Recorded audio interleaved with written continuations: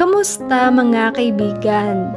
Halina at ating pakinggan ang isang kwento na magbibigay sa atin ng inspirasyon, saya at kilig.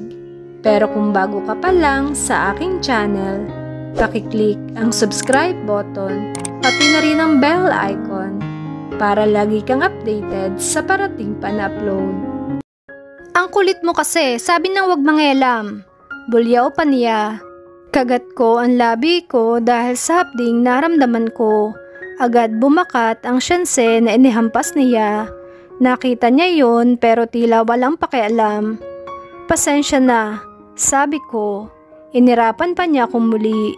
Tinis ko ang sakit at pumihit na palabas ng kusina. Nakatingin ako sa braso ko may paso. Hindi ko akalaing mapagbubuhatan niya ako ng kamay. Nasagad ko ba ang pasensya niya at napalo niya ako? Was she aware na mainit yung pinanghampas niya? O sadyang mabigat lang ang kamay niya? What happened?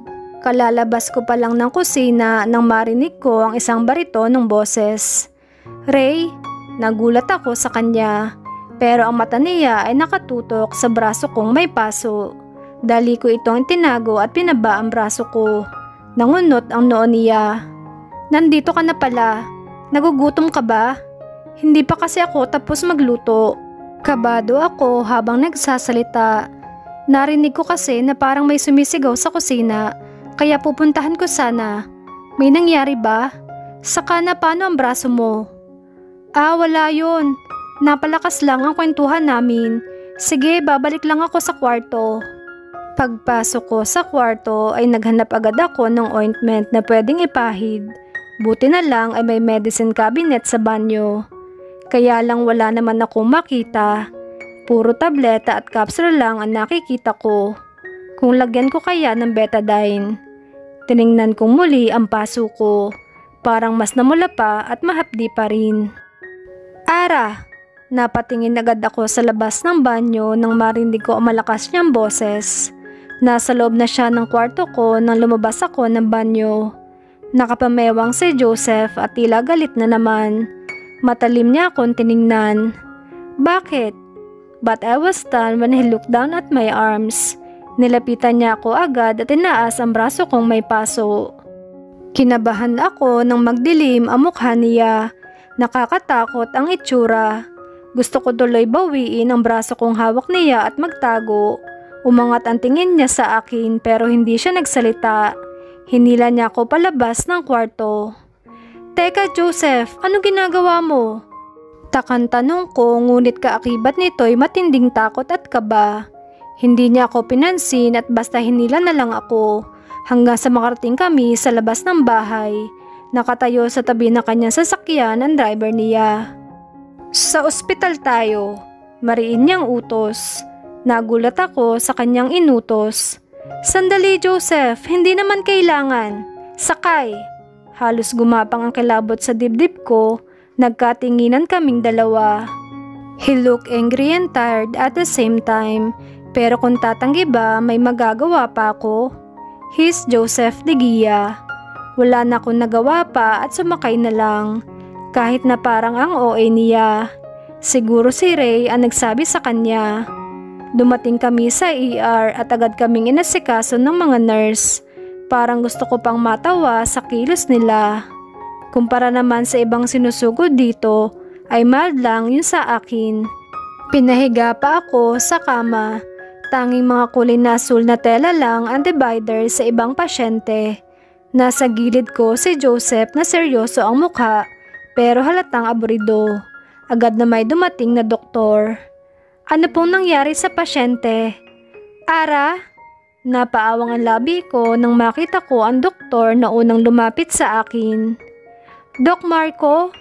Lumapit siya sa akin at sinipat ako. Long time no see ha? Teka, may sakit ka ba? Nasaan? Ano bang nararamdaman mo? Pinakita ko na lang sa kanya ang braso kong may paso. Umupo na lang ako sa gilid ng kama. Hindi naman gaanong kalala. Nilingon ko pa si Joseph. Napatitig pa ako sa kanya nang mapansin kong salubong ang kilay niya na nakatingin kay Doc Marco na ngayon ay hinahawakan ang braso ko. Saan mo naman nakuha to? Medyo nasunog na ang balat mo. Sayang naman. Sabay kindat pa sa akin. Hindi na ako naasiwa dahil alam ko namang talagang palabiro si Doc Marco. Mula pa noong bago niya operahan si Lola. Aksidente lang. Tiningnan ako ni Joseph. It seems like he was reading me if I was telling the truth. Ilang sandali pa ay may lumapit na nurse at may dalang ilang panggamot. Mukha namang walang major injury o malalim na sunog sa balat mo, Ara. But if you really want to make sure, pwede tayong magsagawa ng ilang tests, he suggested. Umiling na ako kaagad. Hindi na kailangan yan. Do it. Tiningnan ko si Joseph. X-ray pa? Really? Gawin niyo lahat ang kailangan na test sa kanya. Dagdag pa niya. Huwag na, maliit na paso lang naman to. Sabi ko. He gave me a sharp look. I want to, Ara. Mariin niyang sabi. Para wala ng argumento ay pumayag na ako. Tahimik kong sinunod ang mga test na ginawa sa akin. Kaya naman na ilang oras pa ang hinintay namin doon para sa resulta. Hindi umaalis sa tabi ko si Joseph. Kahit may tumatawag sa phone niya, ay nananatili siya sa tabi ko. Hindi ko naman siya kinakausap. Pero may paminsan-minsang tinitingnan niya ako. Parang may gusto siyang sabihin pero walang lumalabas sa bibig niya. He just heaved out a sigh. Ngunit may pagkakataon ding nararamdaman kong tinitingnan niya ako. Ilang saglit pa ay bumalik na ulit si Doc Marco. Good news, Ara. You don't have any bruises and internal bleeding or fractures, though you had burned your skin. But luckily, it was just the first layer of your milky skin. He chuckled. Pwede mo na siyang idaan sa gamot at pamahid lang. But then, kumunot ang noo ko nang kunin niya ulit ang braso ko. But this time, tiningnan at hinaplos niya ang kamay ko. Bumuga ng malakas na buntong hininga si Joseph. I've noticed may scratches ang kamay mo. Tell me, did you touch any harmful chemicals? Napanguso ako at napaisip. Naglaba kasi ako kanina. Kinusot ko rin. Siguro sa sabon ko nakuha. Tumango-tango si Doc Marco pero hawak pa rin niya ang kamay ko. Tiningnan niya ako at ngumiti. I see. Next time, use washing machines and natural-friendly products sa paglalaba. At saka, Ara. Tiningnan ko siya at hinintay ang sasabihin niya. Can I have your number? Mapupungay na ang kanyang mga mata sa akin. Bigla akong nawala ng sasabihin. Lalo na at nasa gilid lang si Joseph at nakikinig. Hindi naman masamang tao si Doc Marco. Nakakatuwa pa nga siya dahil masayahin ang personalidad niya. Kahit dati na nasa ospital pa si Lola ay napansin kong gusto rin siya ng ilang pasyente. But then, I've also noticed his special treatment when it comes to us. Especially yung mga tingin niya sa akin. I was busy that time dahil naalala ko si Lola. But I knew every time na makikita kami ay parang nag-aatubili siya palagi sa akin. But is there any problem if I give him my number? I was in the middle of thinking when someone grabbed my hand from Doc Marco. It was very obvious. She's mine, and I'm not allowing her to share her number to anyone. She's only mine, so stay away. He warned him. Abot-abot ang kaba ko dahil nagtagisan pa sila ng titig. Kahit ang nurse na tumawag kay Doc Marco ay natigilan din ng madatnan ang titigan nilang dalawa. Nakahinga lang ako ng maluwag matapos kaming makaalis sa ospital. May pagkakataon na tumatalon ang puso ko at tila may lumilipad na kulisap sa tiyan tuwing sinasabi niyang ako ay sa kanya lamang. Pero may isang parte sa utak ko ang nagpapaalala sa akin. You are his woman. That's all. Napawi rin ang tuwa ko. Binili lahat ni Joseph ang nireseta sa akin. Kaya kinabukasan pagkatapos maligo ay nagbahid agad ako. Pagbaba ko pa lang sa hagdan ay narinig ko agad ang palahaw na pag-iyak ng isang babae. Nanggaling iyon mula sa study room niya. Out of curiosity ay lumipat ako. Nakita ko pa si Emily sa labas na parang nakikinig. Nilingon niya ako. Pero nagtaka ako nang makita ko mangiyak-ngiyak siya at parang takot na takot. Emily, anong nangyayari? Umalis ka na sa harapan ko bago pa kita ipakaladkad palabas. Get out! Halos sabay kaming napaigtad ni Emily sa biglang pagsigaw ni Joseph. Hindi nakalapat ang pinto kaya sinubukan ko tingnan ang loob. There I saw Monica. Nakaluhod na siya sa harapan ni Joseph at umiiyak. Si Joseph naman ay nakatayo sa harapan niya, wearing those angry furious eyes. Madilim na naman ang mukha niya na parang any moment ay mananapak. Nagitla ako. Sir Joseph, maawa na po kayo sa akin. Huwag niyo po akong tanggalin sa trabaho ko. Hindi ko na po ulitin, sir. Humihikbi siya habang nagsasalita. Agad ako naawa kay Monica. But I gasped nang dinuro siya ni Joseph. I will never forgive you for hurting Ara. You don't deserve any forgiveness. Leave now. Sigaw at galit niya sabi. Nanlaki ang mata ko sa narinig ko. Tinanggal niya sa trabaho si Monica, kaya doon ako nagkalakas ng loob na pumasok at lapitan sila. Kalmadong hinawakan ko agad ang kamay ni Joseph na nakaturo kay Monica. Hawak ko ang kamay niya na para bang anumang oras ay tatama kay Monica. Naririnig ko pa rin ang mga higbi ni Monica, pero kay Joseph pa rin ako nakatingin. He's fuming mad and it was visible in his face. The nimiety of his anger can bring fear for everyone to see. Nagtataas baba rin ang kanyang dibdib dahil sa mabilis na paghinga. He's still looking mad to Monica. Sir, parang awa niyo na po. Monica was crying while saying that.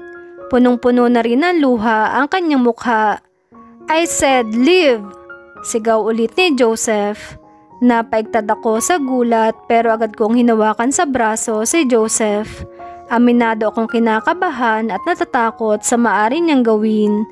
I had never seen him like this before. He's like a mad monster. Hindi niya pa rin ako tinitingnan. Umakyat ang kamay ko sa kanyang mukha. Hey Joseph! Hinapit ko ang mukha niya para mapatingin siya sa akin. I want him to know that I am here. More like I want to tame him. Ilang beses kong hinaplos ang kanyang mukha para malipat ang atensyon niya sa akin. Inilapit ko pa ang mukha ko para mas tingnan pa niya ako. Joseph, look at me. Hanggang sa magtagumpay akong tingnan niya. Kumalma ka muna. We can talk about this peacefully. Banayad kong sabi sa kanya. Iyon lang naman ang alam kong dapat gawin. Tinitigan niya ako. Hingal pa rin siya sa galit. I smiled at him and gave him an assuring stare at saka ipinikit ang mga mata na parang kinakalma ang sarili. Tiningnan niya akong muli. Relax lang, hindi mo naman kailangan magalit. Tiningnan ko si Monica at nginitian siya. Alam kong may mali sa nangyari sa kanya, pero tao lang din ako at hindi ko kaya magtanim pa ng sama ng loob sa kanya. And I believe she already knows what she did. Patawarin niyo po ako, Ma'am Ara. Hindi ko po sinasadya. Hindi ko na po uulitin. Patawarin niyo po ako. Huwag niyo po akong tatanggalin sa trabaho, Ma'am Ara. Parang awa niyo na po. Yumuko pa siya sa aking harapan. Lumapit ako sa kanya at itinayo siya. Tinatanggap ko na ang sorry mo, Monica. Hindi mo na kailangan lumuhod pa. Sabi ng doktor ay hindi naman ito malala. Pero sana huwag mo nang gagawin sa iba. Yun na lang sana ang hihilingin ko sa'yo. Agad siyang tumango at hinawakan pa ang kamay ko. Opo, Ma'am Ara. Hindi ko na po talaga uulitin, ma'am. Patawad po. Huwag niyo po akong tanggalin sa trabaho. Kumirot na naman ang puso ko. I'll try what I can do. I gave her a smile. Sige na, mag-uusap lang kami. Nakayukong lumabas ng study room si Monica. Pagkasara ng pinto ay saka ko nilingon si Joseph. Nakapamewang na siya at nakatingala. Nabawasan na ang takot ko sa kanya kanina. Nilapitan ko siya. He'll look at me. Joseph, Hindi naman niya yun sinasadya. I have cameras installed, Ara, he stated. I bit my lower lip. Okay, hindi ko alam yun. Pero nagsorry na siya at tinanggap ko na yun. Hindi naman ako masyadong nasaktan. Nakita mo ba kanina? Pinagsisihan na niya ang ginawa niya. Ilang hakbang papalapit sa akin ang ginawa niya. He's still looking at me. Napalunok ako, and my heart started to beat faster. Ako, hindi ko tinatanggap ang sorry niya, kaya tatanggalin ko siya sa trabaho. Pinaglaba ka? Trabaho nila yon at hindi sayo. Dinala kita dito hindi para magtrabaho. Dinala kita dito kasi akin ka. Akin ka lang. I was caught off guard. Natigilan ako sa sinambulat niya, pero wala akong masabi. Bukod sa sobrang lapit na naman na mukha niya sa akin, his hot breath was gently touching my face. Slowly, I can feel a familiar feeling in my body. The kick drum beating on my chest, the butterflies in my stomach, and the jelly on my knees. And if I given a chance, that bastard Marco Mendoza will be the patient of his own hospital. Mariin niyang sabi at puno ng puot. Joseph, I told you, whoever touches you will meet hell, Ara. So don't you dare talk and even look to other men. You'll see blood. There he goes again, the cold monster, De Gia. He's more scary now than before. Tinitigan ko siyang mabuti. Ako ba ang may gawa nito sa kanya? Nag-init agad ng pisngi ko, para akong ibon na kinulong sa hawla. Tinalikuran niya ako at mupo siya sa swivel chair niya. Hindi ako natinag sa kinatatayuan ko, but he just started to read some documents. Did I hurt you like this? Hindi niya ako tiningnan, pero alam kong naririnig niya ako. Ganito ba talaga ang gusto mo? Ang ikulong ako? Nalayo mo sa akin ang kapatid ko. Inangkin mo na ang katawan ko, at pinagbabantaan mo na ako. Lumandas ang luha ko. Ito ba ang paraan mo para saktan ako? I bit my lip para hindi ako humikbi. Para na kasi akong sasabog. Ang sakit na kasi na makita siyang ganito. Hindi niya ako sinagot, pero nakita ko sa mukha niya ang galit. The usual, and I even felt the pain more. Pumihit ako palabas ng silid na iyon. Standing near him in the same place is suffocating me.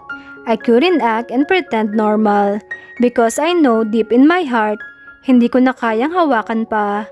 Sa muling pagkakataon ay sumabay siya sa akin sa pagkain, pero hindi ko siya pinapansin. Hindi ko rin nakikita si Monica. Ang tigas ng puso niya. Hindi na ata tumatanggap ng sorry ang lalaking ito. Mabilis kong tinapos ang pagkain ko at nauna na akong tumayo. Natigilan siya nang tumayo ako, pero hinayaan niya lang din ako. Baka masapok ko lang siya pag pinigilan pa niya ako. Kapag napapadaan naman ako sa sala at nakikita ko siyang nakaupo doon, ay hindi ko siya tinitingnan man lang. Kahit alam na alam kong sinusundan niya ako ng tingin. Bukod tanging siya lang ang hindi ko kinakausap o pinapansin. I know I may be playing hard to get, but who cares? Hindi ko alam kung hanggang kailan itong galit na nararamdaman ko, pero sa ngayon talaga, masyado na ako nasasakal at nasasaktan, lalo na pagkasama ko siya. Kung hindi lang dahil kay Ryan ay umalis na ako dito sa bahay niya. Maghahating gabi na makaramdam ako ng uhaw. Nakapadyama na ako nang lumabas ako ng kwarto, pero nagtaka pa ako nang makita kong bukas ang ilaw sa baba at may ilang bulong akong naririnig. Sina Manang at yung driver ni Joseph. Bago ko pa maiapak ang pako sa pinakahuling baitang, ay nakita ko na silang pumasok. Akay-akay nila ang tila lasing na si Joseph. Dahan-dahan, Joshua. Sus me, oo. Bakit naman uminom ng marami yung sir mo? Sermon ni Manang. Halos bagsak si Joseph. Tulog na yata. He really looked wasted. Hindi ko ho alam kay sir. Ilang araw na ho yung umiinom bago umuwi. Mas naparami lang ho ngayon. Nilapitan ko sila. Tiningnan ko si Joseph. "Oh, Ara, bakit gising ka pa?" "Naku, itong si Sir Joseph, lasing na lasing. Ni hindi na makalakad na maayos." Para namang kinirot ang puso ko na makita ko siya sa ganitong sitwasyon. Tila may sumibol na awa para kay Joseph si Ara. Mapatawad pa kaya nila ang isa't isa? Sabay-sabay nating alamin sa susunod na kabanata ng ating kwento. Maraming salamat!